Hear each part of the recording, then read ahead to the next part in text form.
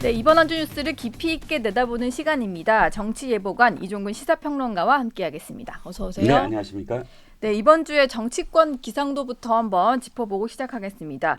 추석 연휴를 앞두고요. 국회가 오늘부터 나흘간 대정부 질문을 진행합니다. 또 대정부 질문 마지막 날인 12일 본회의에서는 민주당이 지역화폐법을 처리하겠다 이렇게 밝힌 만큼 여야 대치가 예상이 되고요.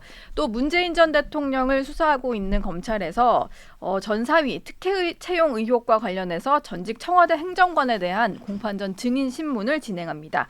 먼저 이번 주 예보관의 총평부터 한 줄 듣고 갈까요? 네, 22대 국회 첫 번째 대정부 질문입니다. 대정부 질문이 계속 있다는 건 지금 여의도를 비롯해서 국회의사당 주변에 한 나흘간 일기가 예상이 안 됩니다. 뭐 돌풍이 불 수도 있고 번개가 칠 수도 있고 불가입니까? 예측 불가의 그 네. 나흘 동안. 왜냐하면 아시다시피 그 초선 의원들도 많잖아요. 그 야당 의원들 중에는 특히나 자신들의 어떤 뭐랄까 존재감을 부각시키기 위해서 대정부 질문을 충분히 활용할 거예요. 그리고 이슈가 많잖아요. 네. 뭐 여당은 여당대로 뭐 지금 괴담이라든지 괴담 정치 또는 입법 폭주와 관련된 야당에 대한 어떤 공격을 할 테고, 야당이야 뭐 한두 가지겠습니까? 특검법, 특히나 김건희 여사의 선거 개입 의혹이 지난주 중반부터 굉장히 커질 가능성이 커요. 그렇기 때문에 그게 아마 굉장히 부각될 가능성이 있거든요. 그러니까 상당히 많은 어떤 일기불순,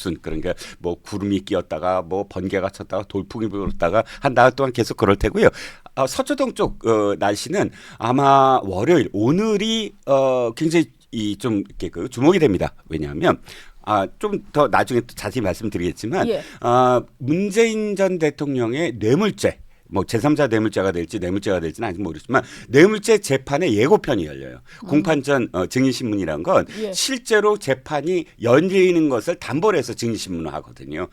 그러니까 이제 곧 공판이 열린다라는 것 전제, 그러니까 문재인 대통령이 피고인석에 설 그런 재판의 하나의 어떤 부분을 미리 떼서 하는 지금 재판이기 때문에 뭐가 드러나냐, 검찰의 지금 이 방향, 이 앞으로 기소의 어떤 방향, 기소장은 나오지 않았지만 기소의 방향, 어떤 방향으로 문재인 전 대통령을 겨냥하고 있다는 게 오늘 나와야 돼요. 나오겠죠? 증인을 해서 질문을 하니까. 네. 그리고 증인이 또 왜 중요하냐면 이 증인이 상당히 뇌물죄와 관련돼서 증언을 꼭 해야 돼요. 증언을 피할 수가 없어요. 네. 그래서 오늘의 서초동이 굉장히 주목될 수 있는 그런 날이다라고. 이번 한 주도 상당히 일이 많을 것 같습니다. 네네. 추석을 앞두고 일단 지난 그 6일에 한동훈 대표가 제안을 하면서 조금 급물살을 탔다라고 볼 수 있을 것 같은데, 여야 의정 원래는 사자협의체로 일단 구성을 해서 논의를 해보자 이런 얘기였는데, 의료계에서는 뭔가 조금 입장을 명확히 내놓지 않고 있는 상황이라서 여야정 협의체부터 좀 출범할 수 있을 것 같아요. 네네. 좀 어떻게 전망을 하십니까? 일단 단계적으로 허들이 넘어가고 있다라고 생각을 해요. 첫 번째 단계가 야당이 지금 들어왔다는 거예요. 야당이라는 게 일단 지금 민주당의 그 스탠스가 정해져야 돼요. 민주당은 언제나 이거 지금 지켜보면서 좀 즐기는 모양새였거든요. 근데 이제 협의체 안에서는 자기들의 안이 나와야 될 거 아니에요. 근데 그 안이 나오는 게 저도 궁금해요. 왜냐하면 민주당은 원래 증언론자예요. 증언 쪽이에요. 그러니까 김윤 서울대 의대 교수를 비례대표로 받았는데, 지난번에도 말씀드렸지만 김윤 교수가 사실 증언론의 하나의 어떤 시조새예요. 처음에 증언론을 이야기하고 또 이 총선 직전에도 5,000명 증언해라 매년 이렇게 주장했던 사람이거든요. 그 사람이 당시에 그러니까 이재명 대표가 대통령 나왔을 때 의료 쪽 공약을 다 만든 사람이에요. 그렇기 때문에 어찌됐든 증언과 관련해서는 증언 안 하겠다라고 말은 못해요. 그러면 증언을 하되 어느 정도의 어떤 증언을 지금 민주당이 안을 내놓을 것이며, 또 의사들에 대해서 어떻게 설득하는 안을 내놓을 건가에 대해서 어찌됐든 여야 정협의체라도 상당히 좀 의미가 있다고 보고요. 두 번째는 뭐냐면 의사협회 등 의사직능단체가 분열될 가능성이 커요, 이제부터. 왜냐하면 야당까지 포함해서 여야 정이 어느 정도 속도가 나기 시작하면 명분 하나가 잃어버리거든요. 명분을 자신들이 고립되는 상황이고, 그러니까 2025년도를 지금 고집하고 있는데 2025년도를 고집할 수 없는 상황이 된다고 한다면 여야정 협의체에 의사들이 참여할 가능성도 저는 있다고 봅니다. 일단 오늘부터 당장 그 수시 원서, 대학 수시 입학 원서 접수가 시작이 되잖아요. 네.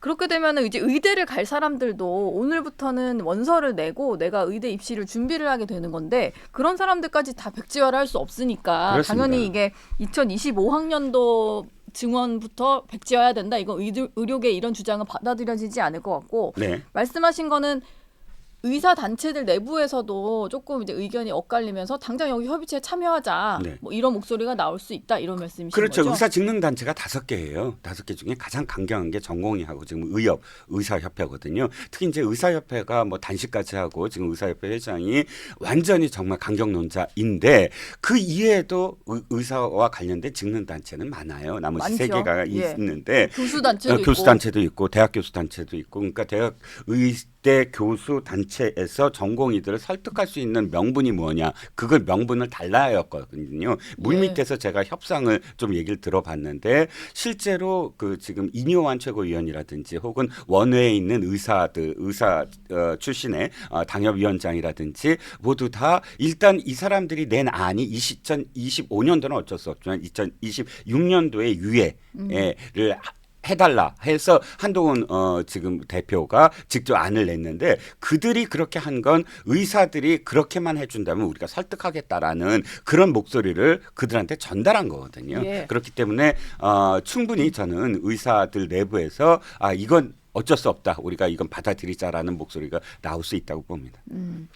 알겠습니다. 여야 의정은 일단 좀 오늘 국회 논의 상황도 지켜봐야 될 것 같고요. 아까 앞서 말씀하셨던 오늘 중요한 일정이다라고 하셨던 얘기를 좀 이제부터 해봐야 될 것 같은데 문재인 전 대통령의 전 사위 특혜 채용 의혹을 수사하고 있는 검찰이 아까 얘기를 하신 대로 공판전 증인신문을 여는데 여기에 전 청와대 행정관이 출석을 합니다. 증인으로요.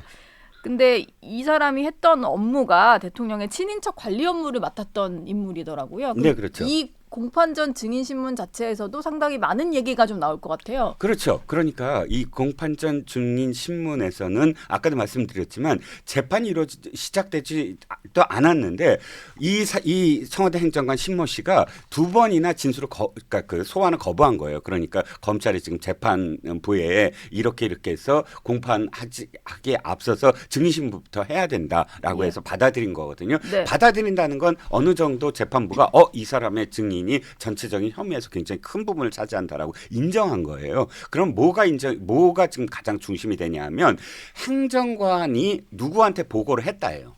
그러니까 이 행정관은 뭘 맡았냐면 친척관리인데 실제로 더 들어가면 바로 태국행 그러니까 이 서 씨 부부 문다혜 씨 부부의 일가가 언제 가고 언제부터 이게 계획이 됐고 어떻게 어떤 과정을 통해서 갔고 이런 모든 것들을 다 아는 사람이에요. 행정적인 모든 지원을 했다라고 돼 있지만 친인척 관리를 했기 때문에 그걸 모른다면 직무를 방기한 거고 그걸 안다면 보고를 했어야 됐고 그럼 보고를 하면 누구한테 제일 먼저 보고를 해야 되느냐? 조국 민정수석한테 보고를 해야 돼요. 그 조국 민정수석이 총 책임자니까 민정실에 당시 민정수석이었습니다. 수석이었고 또 청와대가 당시에 지금도 대통령실이 좀 비판을 받는 게 영부인과 또는 친인척 관리에 대해서 특별감찰관이라든지 이런 부분들이 안 되고 있잖아요. 근데 예. 문재인 대통령 초기에도 그랬어요. 그렇기 때문에 이런 총괄적인 업무를 사실 이 신행정관이 담당을 했거든요. 그러니까 그렇게 되면 문재인 대통령까지 보고가 됐느냐 안 됐느냐가 연결이 되죠. 그래서 오늘 증언이 굉장히 중요하다는 거죠. 예. 법원이 일단은 뇌물혐의 피의자로 지목이 된 문 전 대통령한테도 이제 기일 통지서를 보냈다라고는 하는데 문 전 대통령 불참할 것 같고 또 관련해서 이 전 사위 특혜 채용이 이제 이상직 전 의원 회사에 취직이 된 거잖아요. 네네. 이상직 전 의원도 지금은 수감 중인데 영상 재판에 참여할 것으로 알려졌어요. 예. 총 이번 사건과 관련해서 검찰이 피의자로 지목한 사람은 4사람이에요. 그 사람들은 나중에 이제 재판이 벌어지면 피고인석에 앉잖아요. 예. 그런데 이제 재판이 벌어지기 전에라도 증인 신문을 하는데 이 증인 신문에서 피의자들한테 방어권 그러니까 검찰이 어떤 질문을 하고 이 증인이 어떤 대답을 하는데 당신들이 참석해서 이걸 들어야 당신들의 방어권이 형성이 된다. 예. 방어를 할 수 있는 어떤 토대가 된다 하고 방어권을 준 거예요. 그러니까 참석할 의무는 없어요. 예. 하지만 이것은 뭘 의미하냐면 당신들이 피의자다라는 것을 통보한 거나 마찬가지죠. 아. 직접적으로 통보하진 않았잖아요. 뭐 방어권을 보장해주는 차원에서 이제 당연히 해야 되는 절차지만 네. 그로 인해서 약간 혐의가 있구나, 혐의가 피고인의 있다. 가능성이 있구나. 이게 가능성이 아니라 피고인이라고 사실은 얘기한 거예요. 사실 얘기한 왜냐하면 거다. 아까도 말씀드렸지만 예. 공판이란 건 형사재판이거든요. 공판 전 증인신문을 재판부가 받아들였다는 건 이 재판이 열린다는 거예요. 열린다는 걸 전제로 해야만 증인신문을 하는 거거든요. 예. 그렇기 때문에 지금 당신들이 지금 피의자니까 여기에 참관하세요. 참관하실 어떤 좀 권리를 드리겠습니다라고 하는 걸 당신들은 피고인이고 이제 곧 공판이 열립니다라고 통보한 거예요. 그런 상황이군요. 예. 그런데 이제 다 안 간다. 뭐 안 가도 상관은 없어요. 그건 자기 방어권에 대한 문제니까. 근데 이제 이상직 전 의원이 영상으로 자기가 지금 구치소에 수감돼 있으니까 영상으로 참여하겠다는 건 뭔가 의미가 없진 않죠. 왜냐하면 적극적으로 자기가 방어권을 보장하겠다. 방어를 하겠다라는 것이니까 이상직 전 의원이 어떤 앞으로 이 재판에서 증언을 하느냐에 따라서 문재인 대통령 일가에 대한 혐의의 형량의 높낮이나 혹은 유무죄 여부가 엄청나게 갈리거든요. 예. 이를테면 대장동 재판에서 이재명 대표의 대장동 재판에서 김만배와 같은 역할이에요. 김만배라는 사람이 지금 입을 다물고 있으므로 이재명 지금 대표가 상당히 대장동에서 유리한 어떤 그 고지를 지금 점령하고 있잖아요. 근데 이상직 전 의원이 난 안 가겠다가 아니라 가겠다라고 한 건 이 재판을 뭔가 적극적으로 자신의 어떤 방어권을 행사하겠다는 거잖아요. 무슨 말을 하는지 내가 한번 들어봐야겠다라는 생각인가 보네요. 어차피 나는 지금 7년형인가 아마 거기다 이제 플러스 알파가 됐을 거예요. 그러니까 7년형 이상을 받고 지금 복역을 해야 되는데 여기에 플러스 알파가 돼? 그럼 난 지금 뭐가 되지? 하면서 내 방어권을 행사하기 위해서라도 가겠다라고 한 거니까요. 그거에 대한 의미도 좀 분석을 해주셨고, 지금 김정숙 여사가 지인을 통해서 이제 딸에게 5천만 원을 송금한 사실도 검찰 수사에서 드러났는데요. 이것과 관련해서 당시 민정수석이었던 조국 대표 같은 경우는 극우 시위대 때문에 은행에 갈 수 없는 상황이어서 지인에게 송금을 부탁한 거다, 뭐 이런 취지로 해명했어요. 예, 그래서 저도 그렇고요. 일부 언론에서 다 찾아봤어요. 예. 정말로 못 나오셨나 양산에서. 근데 자주 나오셨더군요. 2022년 5월 달에 일단 양산으로 가셨잖아요. 예. 근데 5월 달에도 벌써 2번이나 통도사에 가신다고 나왔어요. 아시다시피 통도사까지 가시려면 양산 자신의 평산 마을에서 예. 그러면 상당히 많은 농협 ATM기나 농협 지점들을 지나가야만 해요. 예. 그러니까 아시다시피 지방 농촌에는 농협이 많잖아요. 네. 그러니까 그때도 그렇고요. 6월 달에는 지방선거기 때문에 나와서 투표까지 하셨고요. 또 7월 달인가에는 김건희 여사와 또 지금 김정숙 여사가 만나요. 서울에서 두 여사 간에 만남이 있었어요. 예. 서울까지 올라와요. 많아요. 그 다음 달에도 나올 수 있는 기회는 많나요? 그렇지. 네. 자주 나오셨어요. 예. 그러니까 그때마다 들르실 수 있는 그런 그 방법은 많았다. 그러니까 사실 이게 핑계에 불과하다. 그런데 더 중요한 건 5천만 원이 지금 건네졌다. 그럼 이해하려고 노력을 하는데 다만 진짜 중요한 건 뭐냐면 그런데 그 돈을 돌려주는 것. 그러니까 지인인 동창한테 돌려주는 게 보자기에 쌓여진 현금이었다는 거예요. 청와대 직원을 통해서 김정숙 여사가 5천만 원 거기에 붙여줘서 고마워하면서 돌려준 돈이 현금으로 보자기에 쌓여져 있었다. 그러니까 지금 두 가지가 이해가 안 가잖아요. 첫 번째는 인터넷 뱅킹도 있고. 그러게요. 요즘엔 거의 인터넷 뱅킹을 그리고 할 텐데. 자신이 할 줄 몰랐다고 하더라도 그 안에 전 청와대 직원부터 보좌관부터 얼마나 많아요. 그 사람들이 다 해줄 수 있는 거잖아요. 예. 어떤 방법이고. 그리고 두 번째는 뭐냐면 왜 김정숙 여사는 늘 현금을 좋아하시나 관봉권으로 뭐 옷을 사고 뭐 했잖아요. 근데 왜 그걸 굳이 흔적이 남지 아니하는 그 현금으로 돌려줬나? 그게 이제 그러려면 차라리 현금으로 직원을 통해서 딸한테 보내지. 그게 훨씬 낫잖아요. 현금이 있다면. 예. 근데 그 현금을 왜 굳이 현금으로 해서 그 동창한테 갚았느냐? 이게 의문입니다. 미스터리입니다. 이것도 조금 이제 수사가 진행되니까 네. 수사 과정에서 밝혀지지 않을까 싶고요. 그 문재인 전 대통령의 딸 다혜 씨 같은 경우는 계속 SNS에 글을 올리고 있습니다. 네네. 지난주에는 이제는 뭐 참지 않는다. 이쯤 되면 막 가자는 거냐. 예전에 뭐 노무현 전 대통령의 어떤 표현까지 빌려서 글을 썼는데 네. 적극적으로 이렇게 대응을 하는 모습은 어떻게 좀 해석을 해야 될까요? 그런데 문다희 씨는 언제나 SNS에 이렇게 적극적으로 글을 올려요.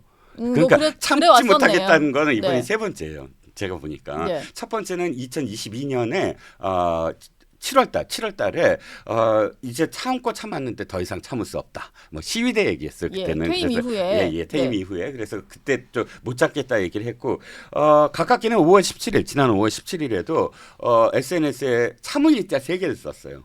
정치세계 못 예. 잡겠다. 네. 뭐 왜 참아 내가 못 참아 뭐 이런 어떤 뜻인 것 같긴 한데 문제는 그때마다 뭐 참지 않을 수 있는 그러니까 참지 않아서 무엇인가를 해야 되는데 할 수 있는 게 이번엔 없어요. 본인이 직접 이제 재판과 연계돼 있거든요. 예. 그럼 소환에 불응하겠다는 것 정도의 소극적인 저항밖에는 불가능한 상황이고요. 그 다음에 이쯤 되면 막 가자는 거냐는 건 상당히 전략적인 표현이에요. 제가 보기에는 윤건영 의원과 어느 정도는 궤를 같이 해요. 윤건영 의원이 그 얘기를 했거든요. 논두렁 시계냐? 라고 반박을 했어요. 예. 그러면 노무현 전 대통령 그렇죠. 수사를 상기시키는 그렇죠. 거군요. 그렇죠. 양쪽 다. 그러니까 이 지금 문다희 씨는 이쯤 되면 막 가는 거죠라고 노무현 대통령이 당시에 검사와의 대화에서 검사들이 뭐 학번이 몇 학번이세요? 고졸 출신인데 그러니까 예. 거기에 대해서 그런 어떤 공격에 대해서 이쯤 되면 막 가는 거죠. 라고 이제 얘기를 했거든요. 그런 부분들 그다음에 윤건영 의원이 이 부분을 해명을 하면서 논두렁 시계나 마찬가지다라고 하는 부분들 그래서 이제 여론전이죠. 그러니까 이 자신들이 결백하다는 걸 노무현 대통령의 억울한 뭐 죽음까지도 포함을 해서 상기시키면서 지지자들에게 지지를 호소하고 있다라고 예. 보여집니다. 어제는 양산에서 이재명 대표와 문재인 전 대통령이 만났습니다. 두 사람이 만난 게 한 7개월 만이라고 하는데 검찰 수사를 두 사람 다 받고 있는 상황이다 보니까 어느 정도의 좀 공감대는 있었을 것 같고 이 대표가 최근에 그 검찰 수사, 문재인 전 대통령 일가를 향한 수사를 정치 탄압이다 이렇게 얘기를 하니까 좀 호응을 하고 이런 식의 대화가 오갔던 것 같아요. 좀 약간 갈라지는 거 아니냐 했던 두 사람이 이런 공감대를 놓고 좀 뭉치는 모습을 보였거든요. 요거는 어떻게 보셨습니까? 앵커님, 예. 동맹이란 게 뭔지 아세요? 동맹. 동맹이요? 동맹은 우정을 나눈 완전히 한 편이 아니라 공동의 적이 있으면 동맹이 돼요. 이를테면 2차 대전 때, 그러니까 이 히틀러와 독일과 영국의 관계가 어떤 거였냐면 영국은 사실상 자본주의의 어떤 상징이고요. 산업화의 기수였고요. 그래서 소련의 공산주의와 손을 잡을 수가 없어요. 근데 손을 잡았거든요. 왜? 공동의 적인 히틀러가 있기 때문에 그런 관계예요. 그리고 히틀러가 무너지고 나치가 무너진 다음에 어떻게 되죠? 갈라서잖아요. 예. 그리고 적대적인 어떤 관계가 되잖아요. 네. 즉 동맹은 사실상 공동의 적이 있을 때 손을 잡을 수밖에 없다라는 게 동맹이에요. 예. 지금 문명 동맹입니다. 왜냐하면 그 직전까지 뭐였죠?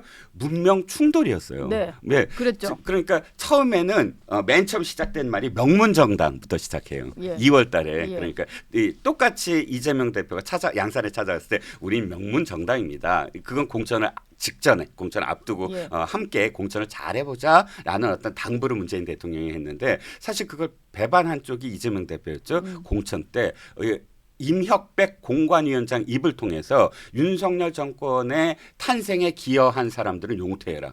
그리고 친문이 다 학살됐거든요. 예, 그랬죠. 그런 다음에 어떻게 됐죠? 문재인 전 대통령이 사실 전 대통령이 전당대회에서 무슨 얘기를 하면 그 덕담이어야 돼요.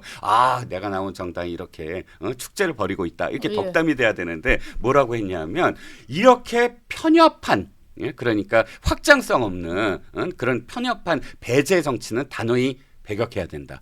그 단호히라는 말 이런 말들은 사실 덕담이 아니잖아요. 예. 굉장히 과격한 수위가 높은 그런 질타 같이 느껴집니다. 그러니까 개딸이를 비롯한 당원들이 막 반발하고 막 소리도 지르고. 소리 지르고 예. 막 그랬잖아요. 근데 그 이후에 갑작스럽게 또 대탕 틉니다. 그러니까 결론적으로 앵커님이 전제하셨듯이 공동의 적이 나타난 거예요. 함께 사법 리스크를 이렇게 지금 당하는 사람들끼리 뭉쳐야만 이것을 넘어갈 수 있다. 10월 달이니까 한 사람은 소환될 가능성이 있고 한 사람은 사법부로부터 1심 선고를 받는 상황. 그러니까 지금은 뭉쳐야지만 된다. 그것이 동맹이다. 하지만 동맹이라는 건 아까도 말씀드렸지만 언제나 공동의 적에 관련된 이해관계가 없어지면 다시 적이 될 수 있다. 하는 거. 그래서인지 뭐 여당은 방탄 동맹이다. 그리고 뭐 비명 행사가 불과 몇 달 전인데 그 얘기에 대해서는 이제 또 그냥 넘어가냐 뭐 이런 식의 반응들이 좀 나오는 것 같아요. 네네. 약간 이제 동맹을 공고히 하면서 공동의 적을 향해서 목소리를 좀 내는 상황에서 나온 게 또 계엄령인데 네네. 지난주 좀 한창 얘기하다 들어가는가 싶었는데 김민석 추석 최고위원이 또 계엄령을 꺼내면서 이렇게 얘기를 했습니다. 계엄령이 내려진다면 문재인 전 대통령과 이재명 대표도 척결 대상에 들어갈 거다. 근데 왜 자꾸 이렇게 계엄령 얘기하는 걸까요? 두 가지일 거예요. 그러니까 김민석 최고위원이 자신의 어떤 역할이 이쪽이다라고 확실히 자신의 어떤 역할을 선정을 한 것 같아요. 그러니까 아시다시피 정성호 좌장이라고 하는 그 친명계 좌장이라고 하는 정성호 의원이 이건 뭐 그 근거를 꼭 댈 필요도 없고 아니면 아닌 거지요 정도로 해서 무마하는 느낌이었거든요. 예. 그런데 그 이후에도 김민석 최고가 이렇게 계속 문제 제기를 하는 거 보면 거의 굿값 배드값처럼 역할 분담을 확실히 한 게 아니냐라는 생각이 들고 왜냐하면 이게 당 차원으로 하면 부담이 되거든요. 역풍이 확실히 불 수가 있고 그러면 그렇다고 해서 이것을 이런 좋은 어떤 도구 내지는 어떤 전략을 아예 없애버릴 수는 없다. 그러니까 당 차원에서 전체로 이 문제로 공격하지 않고 일단 김민석 최고위원 등 몇몇 의원들이 계속 개인 차원에서 문제를 제기하는 것처럼 하면서 불씨를 이어나가야 된다. 어디까지 탄핵과 관련된 그야말로 집단 시위 내지는 확실한 어떤 순간에 탄핵을 한대 목소리를 높이려면 여러 가지 어떤 경우의 수를 두고 전략을 계속 이뤄나가야 된다라는 차원에서 김민석 최고가 지금 자신의 역할을 확실히 받은 게 아니냐, 부여받은 게 아니냐. 그러니까 당 차원의 목소리까지는 아니지만 그 말을 계속 이어나가는 누군가는 필요하기 때문에 그렇죠. 그걸 김민석 최고위원이 하고 있다. 더군다나 자기는 수석 최고위원이다라고 예. 이제 생각을 하는 거죠. 그렇군요. 곧 10월에는 재보선도 열립니다. 이게 판이 좀 커진 것 같아요. 왜냐하면 서울시 교육감 선거도 포함이 돼버렸고 그리고 민주당과 조국혁신당이 호남에서 또 경쟁을 치열하게 하면서 관심이 좀 높아진 그런 선거인 것 같은데 최근에 논란이 되고 있는 거는 이제 광노현 전 서울시 교육감이 또 나오겠다라고 하면서 10년 전에 이제 당선 무효형 받고 나서 선거 비용 보전받은 것도 반환을 했어야 되는데 아직 반환을 좀 덜 했더라고요. 네네. 근데 이런 사람이 또 나올 수 있느냐라는 게 좀 논란인 것 같아요. 네, 그렇죠. 나경원 의원이 거기에 대해서 지금 입법하겠다라고 이야기했지만 소급 적용이 안 되니까 광노현 전 교육감은 아마도 나올 수 있을 것 같습니다. 하지만 도덕적으로 윤리적으로는 진짜 말이 안 되죠. 왜냐하면 이 선거 보존금을 도로 반납을 해야 된다는 건 이것 자체가 하나의 어떤 형이나 마찬가지예요. 예를 그렇죠. 들어서 집행유예 기간 동안에 범죄를 또다시 저지른다 그러면 집행유예가 없어지잖아요. 예. 또 가중처벌이 되잖아요. 네. 어떤 형이 있는데 사실은 이것을 한꺼번에 못 갚는다고 하더라도 꼭 갚아야만 그 형이 마무리된 거다. 자기가 받은 어떤 그 죄에 대한 그런 뭐랄까 대가를. 그런데 이것을 계속 차일피일 미루면서 더군다나 실제로 없어서 못 내는 것이 아니라 자신의 재산을 다 빼돌린 그런 의혹이 있잖아요. 예. 재산이 있었는데 그것을 예. 다 뭐 처분한다든지 또는 다른 사람 명의로 한다든지 이렇게 해놓고 자기가 계속 뭐 돈을 보전을 하지 않는다는 건 안 내겠다는 의도와 마찬가지고 그런데 그런 와중에 다시 교육감에 나올 수 있다라고 지금 하면서 보수의 아까 진보 쪽에 나오는데 문제는 이렇게 법에 미비한 것도 문제지만 교육감 선거 자체가 문제라고 생각을 해요. 교육감 선거 자체가? 교육감 네. 선거 자체가 뭐냐면 어정쩡하거든요. 정치적으로 선거를 치를 수 없다라고 하기 때문에 정당 소속이 아닌데도 불구하고 우린 모두 다 정치적인 어떤 성향을 다 알고 있어요. 그렇죠. 진보 후보다 보수 후보다 아니 이렇게 언론도 다 하니까. 진보 후보, 보수 네. 후보 단일화하고 그러니까 다 정치적으로 해석을 하면서 정치적인 어떤 자신의 성향을 드러내놓고 하잖아요. 광노현 교육감만 하더라도 후보만 하더라도 뭘 제일 먼저 얘기했냐면 세 가지 탄핵이 이루어져야 된다라고 얘기를 해요. 아니 예. 교육이랑 대통령 탄핵이랑 무슨 상관이 있습니까? 그러네요. 예, 예. 그러니까 아예 대놓고 자신은 정치적인 어떤 이념적인 후보다라고 이야기를 하고 사실 보수 후보도 그렇게 할 거예요. 왜냐하면 내가 지금 유권자들에게 내가 보수 측 후보다라는 걸 인지시켜야만 하잖아요. 예. 그러니까 저는 이런 식의 눈 가리고 아웅을 하지 말고 일부 언론에서 얘기했던 대로 서울시장과 함께 그러니까 시장과 지자체장과 러닝메이트를 한다든지 그걸 인정을 해줘야지 아예 이렇게 대놓고 정치적이면서 정치적이지 마라라고 하는 이런 이중적인 제도 자체가 문제다라고 생각합니다. 교육감의 어떤 직선제 자체가 좀 문제다라는 네네. 말씀 주셨고 광노현 전 교육감 측은 일단 반납을 하고 있다라고 설명하고 있다는 점까지 좀 설명을 드리겠습니다. 그건요. 예. 전두환 전 대통령이 지금까지 그러니까 물론 고인이 됐지만 추징금 안 내면서 우린 돈이 없다 내지는 내고 있다라는 말과 별 차이가 없어 보입니다. 예. 네. 알겠습니다. 이번 주 정치예보가는 여기서 인사 나누겠습니다. 고맙습니다. 네.